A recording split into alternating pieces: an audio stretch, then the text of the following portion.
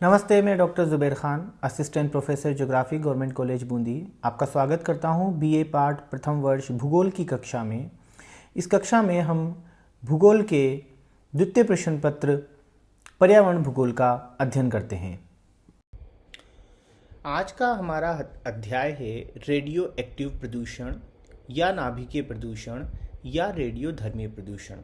जैसा कि हम जानते हैं कि रेडियो एक्टिव पदार्थ अपना प्रदूषण विकिरणों के रूप में फैलाते हैं और ये विकिरणें प्रायः प्राकृतिक रूप से हमें सभी स्थानों पर देखने को मिलती हैं। पर जब कभी भी इन विकिरणों की मात्रा बहुत अधिक हो जाती है तो ये प्रदूषण की श्रेणी में आ जाता है। चलिए इसके बारे में विस्तृत रूप से अध्ययन करते हैं।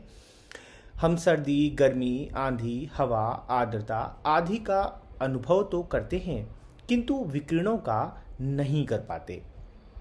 थर्मामीटर की उपलब्धता होने से तापमान का मापन तो किया जाता है किंतु विकिरण मापक यंत्र के हर जगह उपलब्ध नहीं होने के कारण विकिरण का मापन संभव नहीं हो पाता। अब हम देखते हैं कि सामान्य तौर पर हम प्राकृतिक रूप से सर्दी, गर्मी, हवा आदि का अनुभव तो कर पाते हैं पर विकिरणों का अनुभव नहीं कर पाते। इसका तात्पर्य कदापि ये नहीं है कि जिस वातावरण में हम रहते हैं वहाँ पर ये विकिरण नहीं पाए जाते।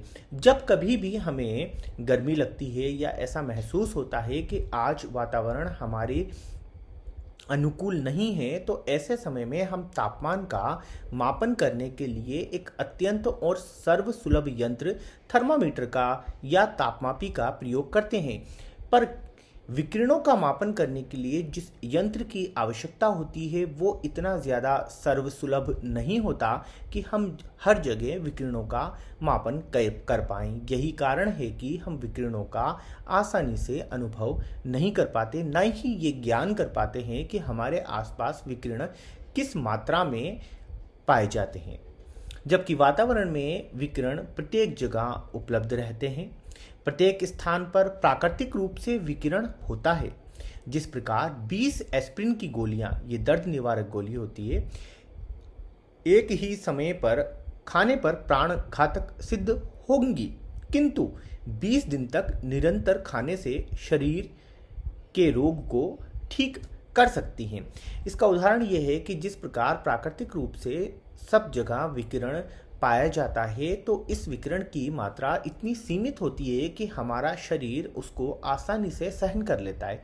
इसका उदाहरण देकर समझाया गया है कि यदि हम एस्पिरिन की 20 गोलियों को एक ही दिन में खा लेंगे तो वो हमें लाभ पहुंचाने के बजाय हानि व क्षति अधिक पहुंचाएंगी और ये प्राणघातक तक सिद्ध हो सकता है। किंतु यदि हम इन गोलियों को निरंतर प्रतिदिन खाएं तो ये हमें पीड़ा से राहत दिलाएंगी और हमारे शरीर के लिए लाभदायक सिद्ध हो सकती हैं।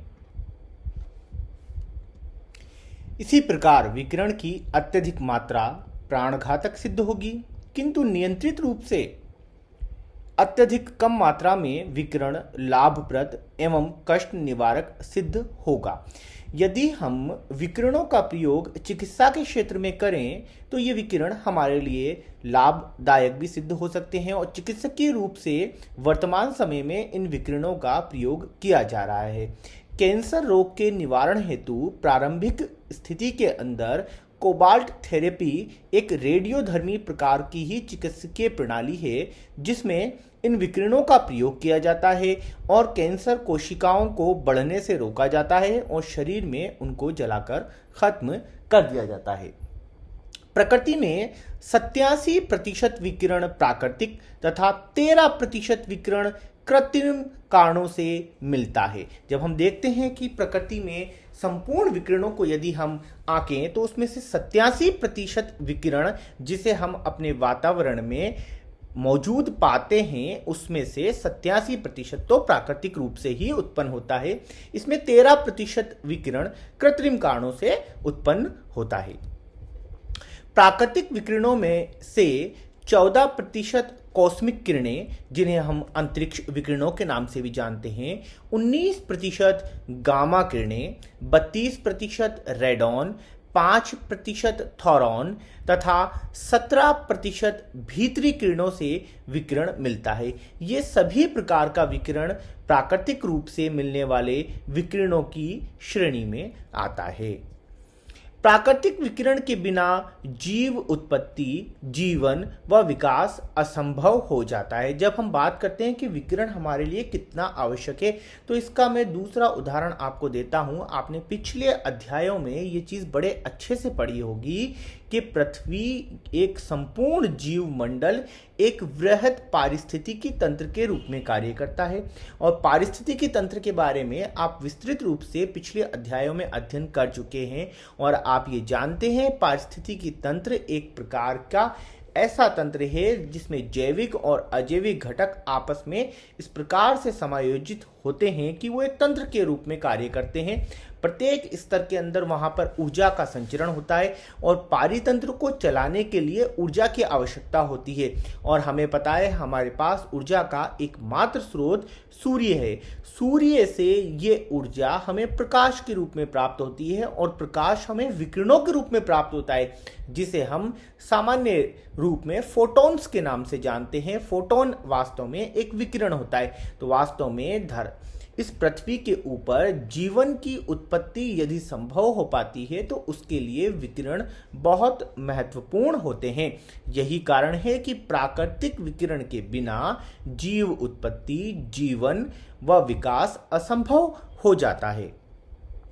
विकिरण विकेंद्रीकरण के अंतर्राष्ट्रीय संगठन ने जनता के लिए किसी भी वर्ष में 5000 माइक्रोसीवर्ट की सीमा घोषित की है।